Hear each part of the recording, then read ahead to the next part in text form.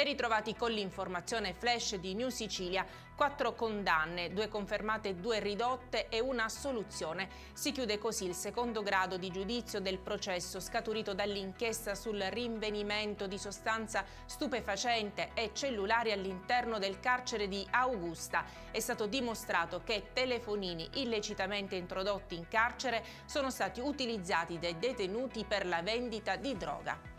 3 condanne per la rapina violenta con sequestro di persona avvenuta ai danni di 3 anziani nel maggio del 2020 a Racalmuto nell'Agrigentino. La vicenda risale al periodo successivo al lockdown. Secondo la ricostruzione dell'accusa, in 4 avrebbero fatto irruzione in casa degli anziani che sono stati picchiati, malmenati e minacciati. Il bottino è stato quantificato in 50.000 euro.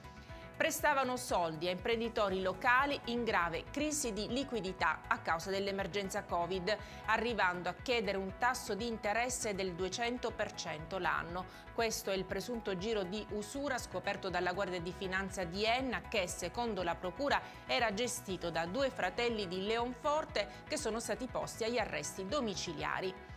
Apprezzo la scelta del sindaco di Palermo di mettere a disposizione, a determinate condizioni, la discarica di Bellolampo ai comuni della provincia per il conferimento dei rifiuti, lo afferma il presidente della regione siciliana. La regione farà la sua parte nell'immediato, ma è evidente che non si può continuare ad avere queste situazioni di emergenza, ha detto Schifani. E con questa notizia è tutto, grazie per averci seguito e arrivederci.